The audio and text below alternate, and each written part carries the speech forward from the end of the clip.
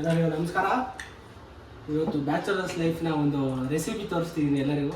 ಹೆಂಗಿದೆ ಅಂದರೆ recipe food log ಮಾಡೋಣ ಅಂತಿದ್ದೆ, ಫುಡ್ ಲಾಗ್ ಮಾಡೋಕ್ಕಾಗ್ತಿಲ್ಲ.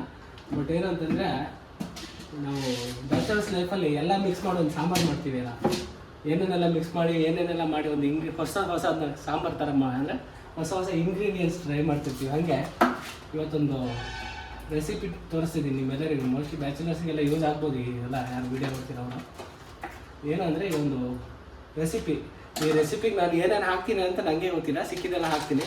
ನನಗೆ ಇನ್ನೊಂದು ನೆನಪಿದೆ, ನಮ್ಮ ಊರಲ್ಲಿ ಒಬ್ಬರು ಪಟೇಲ್ ಆಗ್ತಿದ್ರು, ಅವರು ಬ್ಯಾಚುಲರ್ ಆಗಿದ್ದಾಗ ರಸಮ್ ಮಾಡಿ ಅಂದರೆ ಕಾಫಿ ಪುಡಿ ಟೀ ಪುಡಿ ಬಿಟ್ಟು ಇನ್ನೆಲ್ಲನೂ ಹಾಕ್ತಿದ್ರು ಸಾಂಬಾರಿಗೆ. ಅದೇ ಥರ ನಮ್ಮ ಜೀವನ ಹಂಗೆ ಆಗಿದೆ. ನಾನು ಅವ್ರಿಗೆ ಆಡ್ಕೊತಿದ್ದೆ ಅವಾಗ. ಇವಾಗ ನಮ್ಮ ಜೀವನ ಹಂಗಾಗಿದೆ, ಎಲ್ಲದನ್ನೂ ಮಿಕ್ಸ್ ಮಾಡೋದು ಏನಂದರೆ ಸಾಂಬಾರು ಮಾಡ್ಕೊಂಡು ತಿನ್ನೋ ಪರಿಸ್ಥಿತಿ ಬಂದಿದೆ. ನಮ್ಮ ಕಿಚನ್ ಸ್ವಲ್ಪ ಕಂಜೆಸ್ಟ್ ಆಗಿದೆ, ಯಾರು ಬೇಜಾರು ಮಾಡ್ಕೋಬಾರ್ದು. ಹಿಂಗೆ ಇಟ್ಕೊಂಡಿದ್ದಾರೆ ಕಿಚನ್. ಬ್ಯಾಚುಲರ್ ಲೈಫಲ್ಲಿ ನಾವು ಇರೋದೇ ಹಿಂಗೆ, ಇಷ್ಟಿರೋದೇ ಹೆಚ್ಚಾಗಿದೆ. ಹಾಗಾಗಿ ಯಾರು ಬೇಜಾರು ಮಾಡ್ಕೋಬಾರ್ದು. ಫಸ್ಟ್ ಏನಂತಂದರೆ ಇದು ಮೊಸರು ದಾಲ್ ಹಾಕ್ಬಿಟ್ಟು ಒಂದು ಸಾರು, ಅದ್ರ ಜೊತೆ ಸ್ವಲ್ಪ ಹರವೆ ಸೊಪ್ಪು 2 ಕೈ ಹಿಡಿ ತೊಗೊಂಡಿದ್ದೀನಿ. ಯಾಕಂದರೆ ಈ ದಾಲು ಹಾಕಿದಷ್ಟು ಸಾಂಬಾರು ಗಟ್ಟಿ ಆಗುತ್ತೆ, ಹಾಗಾಗಿ 2 ಕೈ ಹಿಡಿಯಷ್ಟು ದಾಲ್ ತೊಗೊಂಡಿದ್ದೀನಿ. ಇದು ಮೊಸರು ದಾಲನ್ನ ಸ್ವಲ್ಪ ಕ್ಲೀನಾಗಿ ತೊಳ್ಕೊಂಡು ನೆನೆಸಿಟ್ಕೋಬೇಕು, ಅವಾಗ ಚೆನ್ನಾಗಿ ಬರುತ್ತೆ. ಈಗ ದಾಲ್ ಯಾವುದೇ ಐಟಮ್ ಹೊರಗಡೆ ತಂದರೆ ತೊಳ್ಕೊಂಡು ಯೂಸ್ ಮಾಡೋದು ಬೆಸ್ಟ್. ಯಾಕಂತಂದರೆ ಗಲೀಜು ಅಷ್ಟೇ ಇರುತ್ತೆ. ಅದು ಬೆಂಗಳೂರಂಥ ಊರಲ್ಲಿ ಇನ್ನು ಗಲೀಜು ಕೇಳಬೇಕಲ್ಲ ಯಾವ ಲೆವೆಲಿಗೆ ಇರುತ್ತೆ ಅಂತ. ಹಾಗಾಗಿ ಸ್ವಲ್ಪ ತೊಳ್ಕೊತಾ ಇದ್ದೀನಿ. ಕ್ಲೀನಾಗಿ ತೊಳ್ಕೊಂಡು ಇದನ್ನು ಸ್ವಲ್ಪ ಹೊತ್ತು ನೆನೆಸಿಟ್ಕೋಬೇಕು.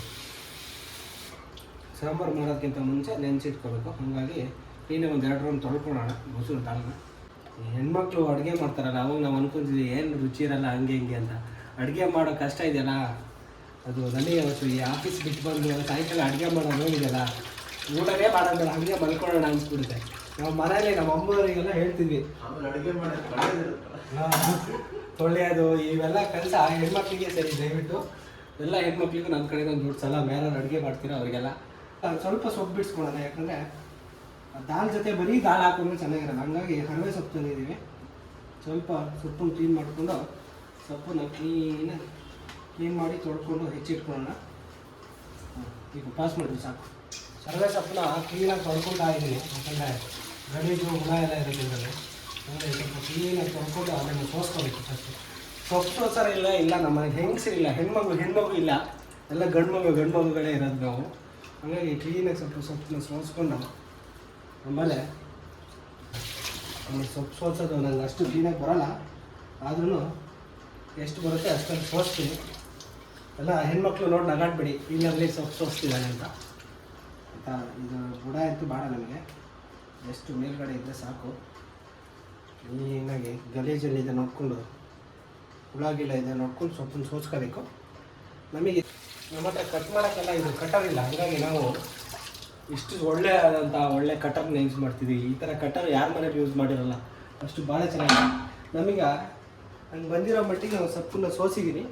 ಈಗ ಇದನ್ನು ಕಟ್ ಮಾಡೋಣ.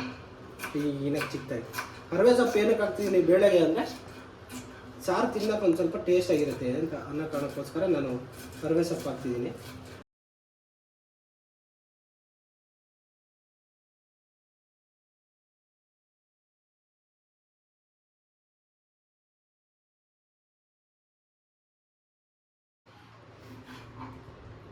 ಟೊಮೊಟೊ ಹೆಚ್ಚಿದ್ರೆ ಬೇಗ ಚಾಕು ಎಲ್ಲ ಹೋಗೋದು. ನಿಜ, ಟೊಮೊಟೊ ಹೆಚ್ಚಿದ್ರೆ ಚಾಕುಗಳು ಹೋಗೋದು. ಆ್ಯಕ್ಚುಲಿ ಟೊಮೊಟೊದಿಂದನೂ ಕ್ಯಾನ್ಸರ್ ಬರುತ್ತೆ ಅಂತ ಗೊತ್ತಾ?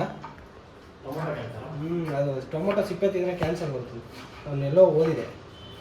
ಹಾಗಾಗಿ ಮನುಷ್ಯ ಏನು ತಿಂದರೂ ಏನೆಲ್ಲ ರೋಗ ಬರೋದಾದರೆ ಏನು ತಿನ್ನೋದೇ ಬೇಡ ಅಲ್ವಾ? ಅದು ಇಲ್ಲಿ ಡಯಟ್ ಮಾಡೋಣ ಅಂತಿದೆ. ಊರ ಕಡೆ ಹೋದರೆ ಮನೇಲಿ ಮೆಟ್ಟು ತಗೊಂಡು ಹೊಡಿತಾರೆ ಈಗ ಎಂಥ ಡಯಟ್ ಅಂತ. ಮನೇಲಿ ಆರಾಮಾಗಿ ಅವು ನೀರು ದೋಸೆ ಕಡುಬು ರೊಟ್ಟಿ ಅಂದ್ಕೊಂಡು ಡಯಟಲ್ಲಿ ಮಾಡೋದು. ಈ ಬೇಸಿಗೆಲಿ ಒಂದು ಶೆಕೆ ಅಂದರೆ ದೇವರೇ, ಈ ಶೆಕೆಲಿ ಅಡುಗೆ ಮಾಡೋದು ನೋವಿದೆಯಲ್ಲ, ಯಾವ ಮನುಷ್ಯನಿಗೂ ಬರೋಕ್ಕೆ ಬೇಡಪ್ಪ ದೇವರೇ. ಬೇಗ ಒಂದು ಹುಡುಗಿ ತೋರಿಸ್ಬಿಡಪ್ಪ, ಮದುವೆ ಆಗ್ಬಿಡ್ತೀನಿ, ಅಡುಗೆ ಮಾಡೋ ಕಾಟದಿಂದ ತಪ್ಸ್ಕೊಂಡ್ಬಿಡ್ತೀನಿ. ಅವಳಿಗೆ ಅಡುಗೆ ಬರಲಿಲ್ಲ ಅಂದರೆ ಅವತ್ತೇ ಡೈವರ್ಸ್. ಈರುಳ್ಳಿ ಚೂರು ಸಿಪ್ಪೆ ಬಿಡಿಸ್ಕೊಳ್ಳೋಣ. ಅಂದರೆ 3 ಸ್ಪೂನ್ ತೊಗೊಂಡಿದ್ದೀನಿ ಈರುಳ್ಳಿ ಅಲ್ಲ, ಸ್ವಲ್ಪ ಈರುಳ್ಳಿ ಒಂದೆರಡು ಕೆಂಪು ಮೆಣಸಿನ್ಕಾಯಿ ತಗೋಣ. ಒಂದೆರಡು ಕೆಂಪು ಮೆಣಸಿನಕಾಯಿ, ಒಂದೆರಡು ಕೆಂಪು ಮೆಣಸಿನಕಾಯಿ. ಸುಮ್ಮನೆ ಒಂದು 4 ಹಸಿಮೆಣಸು. ಹಸಿಮೆಣಸು ಹೋಗಿ ಒಣಗಿದ ಮೆಣಸಾಗಿದೆ.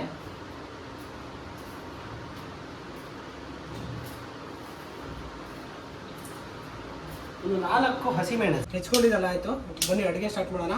First stove ಹಚ್ಚೋಣ. ಸ್ಟವ್ ಹಚ್ಚೋದ್ರಿಂದ ನಮ್ಮ ಕೆಲಸ ಪ್ರಾರಂಭ. ಈಗ ಬೇಳೆ ಇರೋದ್ರಿಂದ ಕುಕ್ಕರ್ನ ಇಡೋಣ. ಕುಕ್ಕರ್ನ ಇಟ್ಟಾದ್ಮೇಲೆ ಏನು ಮಾಡಬೇಕು ಅಂದರೆ ಎಣ್ಣೆಯನ್ನು ಹಾಕೋಣ. ಎಷ್ಟು ಎಣ್ಣೆ ಅಂದರೆ ಒಂದು 2 ಟೇಬಲ್ ಸ್ಪೂನ್ ಆಗುವಷ್ಟು ಎಣ್ಣೆ ಹಾಕೋಣ. ಇವಾಗಷ್ಟು ಎಣ್ಣೆ ತಂದಿರೋದ್ರಿಂದ ಪ್ಯಾಕೆಟಲ್ಲಿ ಎಣ್ಣೆ ಉಳಿದಿದೆ, ಹಾಗಾಗಿ ಅದನ್ನೇ ಹಾಕ್ತಾ ಇದ್ದೀನಿ. ಯಾವ ಎಣ್ಣೆ ಅಂತೆಲ್ಲ ಕೇಳಬೇಡಿ, ಕುಡಿ ಎಣ್ಣೆ ಅಲ್ಲ, ಅಡುಗೆ ಹಾಕೋ ಎಣ್ಣೆ. ಈಗ ಸ್ವಲ್ಪ ಸಾಸಿವೆ ಚಟಾಪಟ ಅನ್ಬೇಕು. ಸ್ವಲ್ಪ ಸಾಸಿವೆ ಹಾಕಿದರೆ ಎಣ್ಣೆ ಕಾದಿಲ್ಲ, ಅದಕ್ಕೆ ಚಟಾಪಟ ಅಂತಿಲ್ಲ. ಚಟಾಪಟ ಎಣ್ಣೆ ಹಾಕಿದ ನಂತರ ಏನು ಹಾಕಬೇಕು ಅಂತಂದರೆ ಈರುಳ್ಳಿ ಹಾಕ್ಕೊಳ್ಳೋಣ. ಈರುಳ್ಳಿ ಹಾಕ್ಕೊತಾ ಇದ್ದೀನಿ. ಅದ್ರ ಜೊತೆಗೆ ಏನಿದೆ ಬೆಳ್ಳುಳ್ಳಿ ಕೂಡ ಹಾಕ್ಕೊತಾ ಇದ್ದೀನಿ. 3 ಈರುಳ್ಳಿ ಬೆಳ್ಳುಳ್ಳಿ ಎಲ್ಲ ಮಿಕ್ಸಾಗಿ ಹಾಕೋಬೋದು. ನಾವೇ ತಿನ್ನೋದು ಯಾರು ಹೊಟ್ಟೆ ಒಳಗೆ ಹೋಗುತ್ತೆ, ಆಮೇಲೆ ಮತ್ತೆ ಗ್ರೈಂಡ್ ಆಗುತ್ತೆ. ಒಣಗಿದ ಮೆಣಸಿನ್ಕಾಯಿ 3, ಹಸಿ ಮೆಣಸಿನ್ಕಾಯಿ ಅಂತ ಹೆಚ್ಚಿಟ್ಕೊಂಡಿದ್ದೆಲ್ಲ ಇದೊಂದು 4 ಹಾಕಿ ಸ್ವಲ್ಪ ಅರಿಶಿನ ಪುಡಿ ಹಾಕೋಣ. ಯಾಕಂದರೆ ಅರಿಶಿನ ಪುಡಿ ಇದೆಯಲ್ಲ, ಈರುಳ್ಳಿ ಬೇಗ ಬೇಯುತ್ತೆ. ನಾನು ಕೇಳಿ ತಿಳ್ಕೊಂಡಿದ್ದು ಆಯಿತಾ. ಮತ್ತು ನಾನು ಈ ಮತ್ತೆ ಏನೋ ನಾಡ ಮಹಾರಾಜ ಏನಲ್ಲ, ಕ್ಲೀನಾಗಿ ಬೇಯಿಸ್ಕೊಳ್ಳೋಣ. ಅದ್ರ ಜೊತೆಗೆ ಶುಂಠಿ ಬೆಳ್ಳುಳ್ಳಿ ಪೇಸ್ಟು ಬೇಜಾನು ಉಳಿದಿದೆ ನಮ್ಮ ಮನೇಲಿ, ಹಾಗಾಗಿ ಇದನ್ನು ಒಂಚೂರು ಹಾಕೋಣ ಟೇಸ್ಟಿಗೆ. ನಾನು ಹೇಳಿದ್ದಲ್ಲ, ಎಲ್ಲ ಏನೇನು ಸಿಗುತ್ತೆ ಎಲ್ಲ ಹಾಕೊಂಡು ಸಾಂಬಾರು ಮಾಡೋದು. ತಿಂದರೆ ಚೆನ್ನಾಗಿದ್ರೆ ಸಾಕು. ಬನ್ನಿ, ಈರುಳ್ಳಿ ಹಿಂಗೆ ಬ್ರೌನ್ ಕಲರಿಗೆ ಬಂದಿದೆ, ಬರ್ತಾಯಿದೆ ಎಲ್ಲ ಆಗ್ತಾಯಿದೆ. ಏನು ಮಾಡೋಕ್ಕಾಗಲ್ಲ, ಕತ್ಲು ಬೇರೆ ಆಯ್ತಲ್ಲ. ಈರುಳ್ಳಿ ನೋಡಿ ಬ್ರೌನ್ ಕಲರ್ ಅಂದರೆ ಗೋಲ್ಡನ್ ಕಲರಿಗೆ ಬರ್ತಾಯಿದೆ. ಕ್ಲೀನಾಗಿ ಈರುಳ್ಳಿನ ಬೇಯಿಸ್ಕೊಬೇಕು, ಇಲ್ಲಾಂದರೆ ಹಸಿ ಹಂಗೆ ಇರುತ್ತೆ.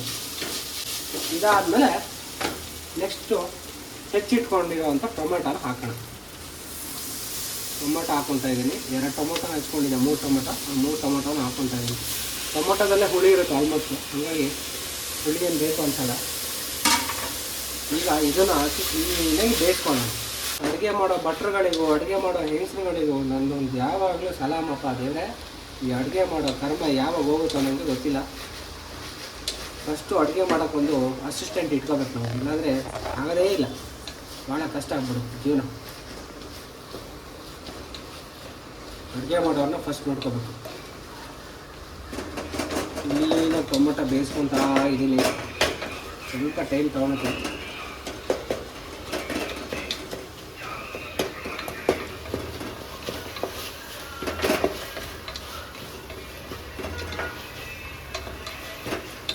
ಟೊಮೆಟೊ ಬೆಂದಿದೆ. ಈಗ ಇದಕ್ಕೆ ಸ್ವಲ್ಪ ನೀರು ಹಾಕ್ಕೊತೀನಿ, ತಲೆ ಹಿಡಿದ್ಬಿಡುತ್ತೆ. ಸ್ವಲ್ಪ ನೀರು ಹಾಕ್ಕೊಂಡು ಬೇಯಿಸ್ತಾ ಇರಬೇಕು. ನಮಗೆ ಏನೇನೋ ಸಿಕ್ಕಾಕಿದೆಲ್ಲ ಹಾಕ್ಕೊತಾರಲ್ಲ ಅಂತ. ಈಗ ಕಟ್ ಮಾಡ್ಕೊಂಡಿರೋ ಸೊಪ್ಪನ್ನ ಕ್ಲೀನಾಗಿ ಹಾಕೋಣ. ಏನೋ ನೋಡಿ, ಸೊಪ್ಪನ್ನ ಕ್ಲೀನಾಗಿ ಮಿಕ್ಸ್ ಮಾಡಿ ಬೇಯಿಸಿದ್ದೀನಿ.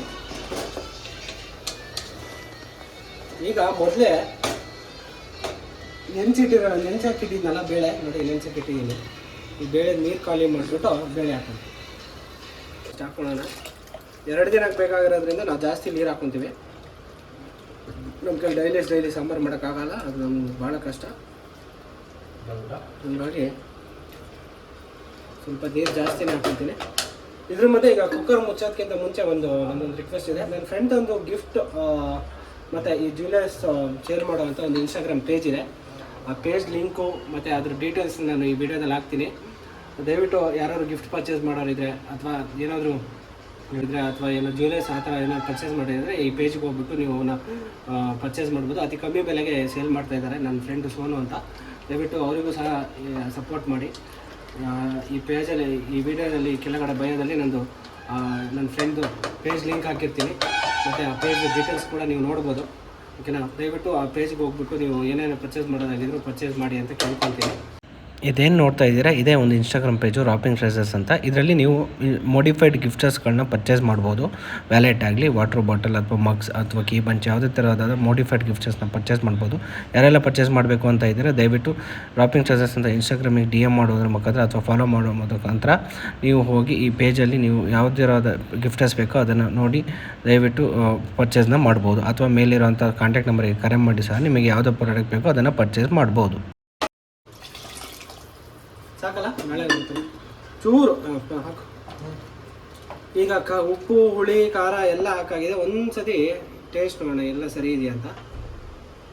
ಒನ್ ಮೋರ್ ಅನ್ನೋ ಥರ ಏನಿರಲ್ಲ ನಮ್ಮ ಚಂದ್ರಣ್ಣನ ಥರ, ಬಟ್ ಆದರೂ ಒಂದ್ಸತಿ ಟೇಸ್ಟ್ ನೋಡೋಣ. ಓಕೆ, ಚೂರು ಉಪ್ಪು ಜಾಸ್ತಿ ಇದ್ದಂಗಿದೆ ಅನಿಸ್ತಿದೆ, ಪರವಾಗಿಲ್ಲ, ಅಡ್ಜಸ್ಟ್ ಮಾಡ್ಕೊತಾರೆ. ಇನ್ನೇನು ಮಾಡೋಕ್ಕಾಗಲ್ಲ, ಉಪ್ಪು ಕೊಂಚ ಜಾಸ್ತಿ ಇರುತ್ತೆ. ಮಾಡೋದೇ ಹೆಚ್ಚು, ತಿನ್ನೋದೇ ಹೆಚ್ಚು. ಈಗ ಕುಕ್ಕರ್ ಬಿಟ್ಟು 3 ವಿಷಲ್ನ ಓಡಿಸೋಣ. 3 ವಿಷಲ್ ಸಾಕು, ಯಾಕಂದರೆ ಇದು ಕೆಂಪು ದಾಲ್ ಆದ್ದರಿಂದ 3 ವಿಷಲ್ ಸಾಕು. 3 ವಿಷಲ್ ಓಡಿಸೋಣ. ಬನ್ನಿ, ಸಾಂಬಾರು ವಿಷಲ್ ಆದಮೇಲೆ ನಾನು ತೋರಿಸ್ತೀನಿ ಸಾಂಬಾರು ಯಾವ ರೀತಿ ಆಗಿದೆ ಅಂತ ನೋಡೋಣ.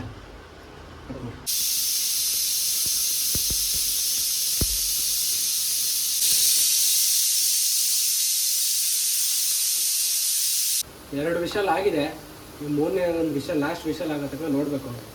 ಲಾಸ್ಟ್ ವಿಷಲ್ ಆದಮೇಲೆ ಏರ್ ಹೋಗೋಕೆ ಬಿಟ್ಬಿಟ್ಟು ಸಾಂಬಾರು ಹೆಂಗಿದೆ ನೋಡೋಣ. ಆಯಿತಾ, ಈಗ ಇನ್ನೊಂದು ಲಾಸ್ಟ್ ಒಂದು ವಿಷಲ್ ಹಾಕ್ಬೇಕು, ಅದಕ್ಕೆ ಕಾಯ್ತಾ ಇದ್ದೀನಿ.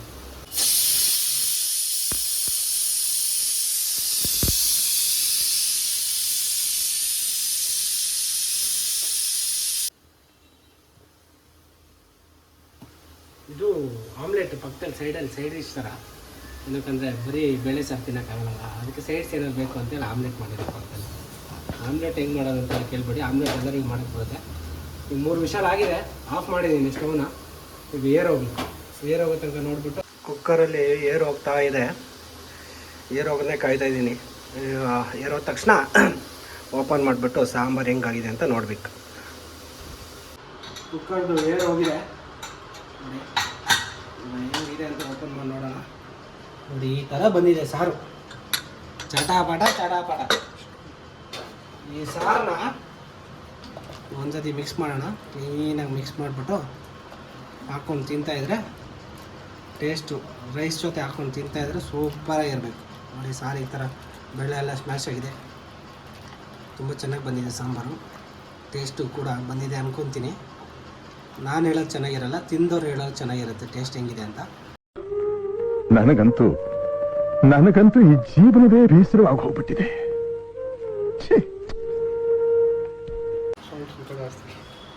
ಇದನ್ನು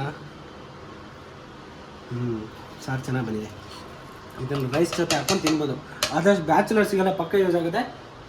ನೋಡಿ, ಕರೆಕ್ಟಾಗಿ 10 ನಿಮಿಷದಲ್ಲಿ ಈ ಸಾಂಬಾರು ಮಾಡ್ಬೋದು. ಎಲ್ಲ ಬ್ಯಾಚುಲರ್ಸ್ ವಿಡಿಯೋ ಬರ್ತೀರಾ, ದಯವಿಟ್ಟು ಇದನ್ನು ಟ್ರೈ ಮಾಡಿ, ಕಮೆಂಟ್ ಮಾಡಿ ವಿಡಿಯೋದಲ್ಲಿ. ಈಗ ಈ ಸಾಂಬಾರು ಏನಂತಂದರೆ, ಈ ಸೊಪ್ಪು ಸಾಂಬಾರು ತಿನ್ನೋದ್ರಿಂದ ಬೇಳೆ ಗ್ಯಾಸ್ಟ್ರಿಕ್ ಓಕೆ, ಸೊಪ್ಪು ಜೊತೆ ತಿನ್ನೋದ್ರಿಂದ ಆಲ್ಮೋಸ್ಟ್ ಇದು ಹೆಲ್ತಿಗೆ ಒಳ್ಳೆಯದು. ಸೊಪ್ಪು ಬೇಳೆ ಸಾರು. ಓಕೆನಾ, ಯಾರೆಲ್ಲ ವಿಡಿಯೋ ನೋಡ್ತಿದ್ದೀರಾ ದಯವಿಟ್ಟು ಸಬ್ಸ್ಕ್ರೈಬ್ ಮಾಡಿ, ಲೈಕ್ ಮಾಡಿ, ಶೇರ್ ಮಾಡಿ ಅಂತೇಳಿ ನಾನು